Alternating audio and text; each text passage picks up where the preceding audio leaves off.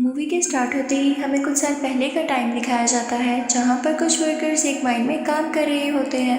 उन पर नजर रखने के लिए एक डॉक्टर भी वहाँ पर होता है जिसे एक आदमी बताता है कि काम के दौरान वर्कर्स को यहाँ पर कुछ रेडिएशंस यानी शुआएं महसूस हुई और उन्हें लगा कि शायद यहाँ पर यूरेनियम है और वो बहुत खुश हो गए। उन्होंने बड़ी बड़ी मशीनरीज यहाँ पर मंगवा ली और काम शुरू कर दिया कि देखते ही देखते काम के दौरान वो जमीन अंदर घुसने लगती है यानी एक कार में जाने लगती है। तो डॉक्टर अपनी टीम को लेकर उस केव के अंदर जाते हैं यानी जमीन के नीचे। तो वहाँ पर उन्हें एक बहुत बड़े जानवर का स्केलेटन मिलता है यानी ढांचा। जब डॉक्टर उस पर गौर करते हैं तो उन्हें पता चलता है कि ये कोई स्केलेटन नहीं है बल्कि वाकई में एक बहुत बड़ा जानवर है जो यहाँ पर सो रहा था और रोशनी पड़ने पर ये जिंदा हो गया था। और फिर हमें ये दिखाया गया कि वो जानवर केव से निकलकर समंदर की तरफ चला गया था। दूसरी तरफ जापान में हमें एक साइंटिस्ट दिखाया जाता है जो कि फोन पर किसी से बात कर रहा था कि जिस जगह से वो जानवर निकला था वहाँ से अर्थक्वेक होता यहाँ तक आ रहा है। उसका उस जगह पर एक प्लांट होता है। वो कहता है कि अगर ऐसे ही चलता रहा तो मुझे तो अपना प्लांट खत्म करना पड़ेगा। तभी उसकी वाइफ आती है और वो अपनी वाइफ और अपने बेटे फोर्ट को लेकर वहाँ से चला जाता है। वो अपनी वाइफ से कहता है कि जो अर्थक्वेक के झटके आ रहे हैं ये मुझे कोई अच्छी बात नहीं लग रही, तो तब तक तुम मेरे प्लांट के पास मेरे कुछ टीम के साथ रहोगी। फिर हमें वही साइंटिस्ट एक लैब में दिखाया जाता है जो कि पता लगा रहा था कि असल में ये अर्थक्वेक के झटके आ कहाँ से रहे हैं, लेकिन उनमें से किसी को कुछ भी पता नहीं चल रहा था। तो वो कहता है कि सब मशीनरीज ऑफ कर दी जाए क्योंकि हम नहीं जानते कि ये झटके किस चीज़ के हैं और कहीं ये हमें नुकसान न पहुँचा दें। इसी के साथ वहाँ पर फिर से अर्थक्वेक आने लगता है और साइंटिस्ट की वाइफ भी वहाँ पर आ जाती है। वो वहाँ से भागने लगती है और चैम्बर में ब्लास्ट होने की वजह से एक पॉइजनस गैस यानी जहरीली गैस उसकी तरफ बढ़ने लगती है। साइंटिस्ट अपनी वाइफ को बचाने के लिए आगे बढ़ता है लेकिन तब तक बहुत देर हो चुकी थी और गैस पूरी तरह से उस कैबिन में फैलने लगी थी। तो उसकी वाइफ उससे कहती है कि दरवाज़ा बंद कर दो इससे पहले कि ये गैस यहाँ तक पहुँच जाए, और ना चाहते हुए भी साइंटिस्ट को वो दरवाज़ा बंद करना पड़ता है। और इसके बाद वो काफ़ी उदास हो जाता है क्योंकि उसकी वाइफ अंदर रह गई थी। वो उससे कहती है कि हमारे बेटे फोर्ट का ध्यान रखना, और इसी के साथ रेडिएशन की वजह से वो पूरा का पूरा प्लांट तबाह हो जाता है। फोर्ट भी ये सब कुछ अपने स्कूल से देख रहा था।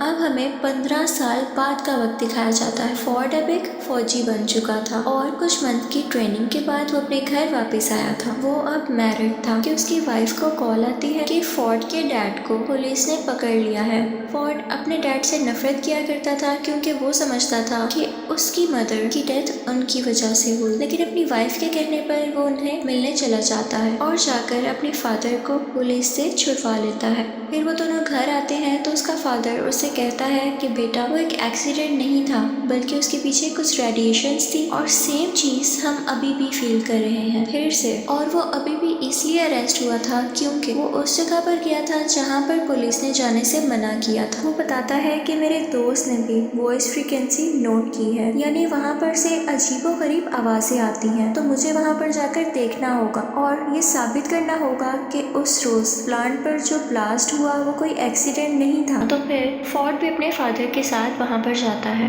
अब वो लोग नोट करते हैं कि वहाँ पर कोई जहरीली गैस या रेडिएशन नहीं थी। वहाँ पर पुलिस फिर से आ जाती है और उन दोनों को पकड़कर अपने साथ ले जाती है और वहाँ पर वही डॉक्टर जो मूवी के स्टार्टिंग सीन में दिखाया गया था वो भी होता है। वो सब साइंटिस्ट से पूछते हैं कि आखिर तुम बार बार उस जगह पर क्यों जाते, तो वो सब कुछ बताने लगता है जो वो करना चाहता था। डॉक्टर ये सुनकर बहुत हैरान होता है क्योंकि इतनी सारी इन्फॉर्मेशन तो उसे भी नहीं पता थी।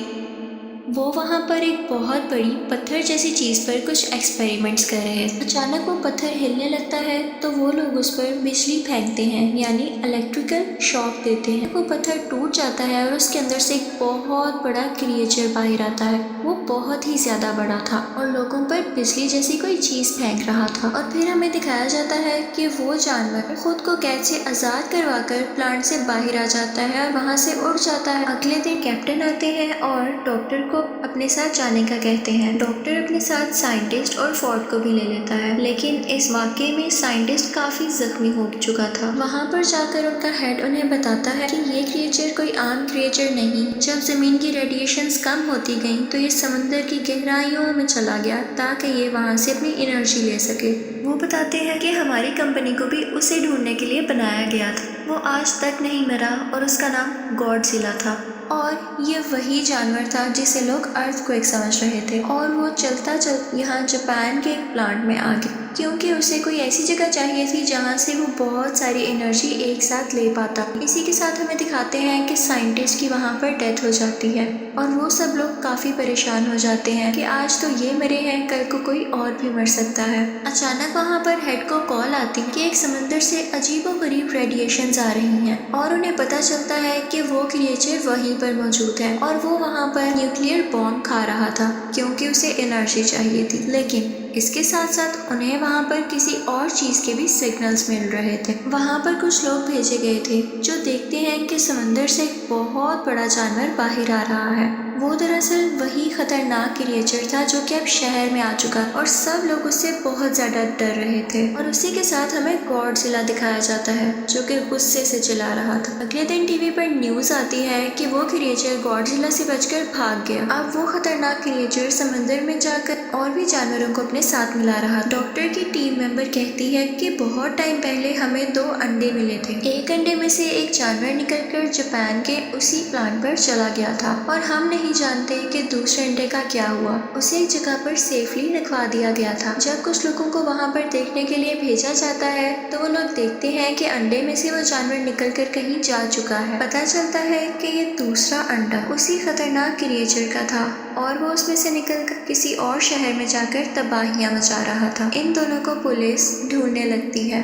फिर हमें दिखाया जाता है कि डॉक्टर टीवी पर दूसरे क्रिएचर की फुटेज देख रहे होते हैं। वहाँ पर वो नोट करते हैं कि इस क्रिएचर के तो पर ही नहीं है जैसे पहले क्रिएचर के थे। रिसर्च करने पर उन्हें पता चलता है कि ये फीमेल है और पहला क्रिएचर मेल था। अब क्योंकि फोर्ड भी एक फौजी था तो उसे आर्मी के साथ हर जगह भेज दिया जाता है कि वो उन क्रिएचर्स को रोक सके। दूसरी तरफ हमें कैप्टन बताता है कि वो क्रिएचर्स बहुत तबाही कर रहे हैं, तो हेड उनसे कहता है कि हमें इन्हें एक बहुत ही खतरनाक बॉम्ब से उड़ाना पड़ेगा। तो कैप्टन कहता है कि इससे तो उन्हें फायदा होगा क्योंकि उन्हें न्यूक्लियर एनर्जी चाहिए और इससे वो और ज्यादा स्ट्रॉन्ग होंगे। तो हेड कहता है कि हम इसके सिवा कर भी क्या सकते हैं, रिस्क तो लेना होगा। वो दोनों क्रिएचर्स अपनी एनर्जी रिस्टोर करने के लिए यानी रेडिएशंस को खुद में फिल करने के लिए एक समुंदर में जा रहे थे क्योंकि समुंदर की गहराई से उन्हें बहुत सारी रेडिएशंस मिली और गॉडजिला दूसरी तरफ उन्हें मारने के लिए आ रहा था। तो ये सब लोग भी उसी समुंदर की तरफ बढ़ते हैं और वो न्यूक्लियर बॉम्ब भी अपने साथ रख लेते हैं। फोर्ड भी इन पर नजर रखे हुए था। वो बॉम्ब उन्होंने एक बोट पर रखा हुआ था। मेल क्रिएचर आकर उस बोट पर अटैक कर देता है और वो न्यूक्लियर बॉम्ब उठाकर वहां से चला जाता है।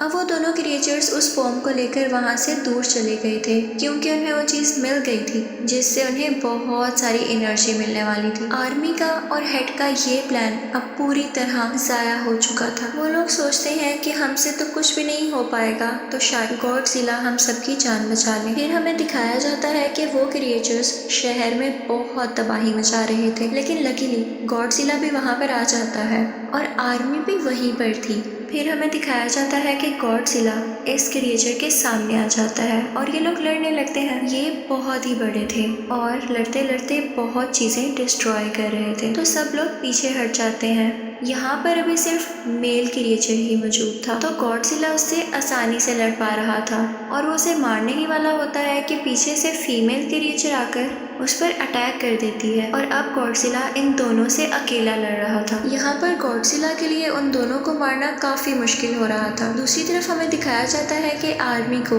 अंडरग्राउंड यानी जमीन के नीचे एक घोंसले में बहुत से अंडे मिलते हैं जो कि फीमेल क्रिएचर ने दिए थे और गॉडजिला के लिए उनको हराना काफी मुश्किल हो जाता। आर्मी वहाँ पर एक बॉम्ब पर टाइमर लगाकर बाहर आ जाती है और जल्द ही वो बॉम्ब ब्लास्ट हो जाता है और सब के सब अंडे उसमें हट जाते हैं। जब मेल और फीमेल दोनों क्रिएचर ये देखते हैं तो उन्हें अपने अंडों की फिक्र होने लगती है और वो दोनों गॉडजिला को छोड़कर उस तरफ भागते हैं। अब उस धमाके से गॉडजिला को ये फायदा हुआ कि उस धमाके की रेडिएशंस गॉडजिला में एनर्जी की तरह जाने लगी और उसने वही एनर्जी यूज कर अपने मुंह से उन दोनों क्रिएचर्स पर फेंकी और अब गॉडजिला काफी स्ट्रॉन्ग हो चुका था और वो दोनों क्रिएचर से पूरी ताकत से लड़ रहा था। और यहाँ पर गॉडजिला मेल क्रिएचर को मार देता है तो ये देखते हुए फीमेल क्रिएचर को काफी गुस्सा आता है और उसे इस बात का भी गुस्सा था कि आर्मी ने उसके अंडों को मार दिया। तो वो फोर्ट की तरफ बढ़ती है, लेकिन गॉडजिला उसे पीछे से आकर पकड़ता है और उसका मुंह खोलकर अपने मुंह से सारी की सारी रेडिएशंस उसके अंदर डाल देता है,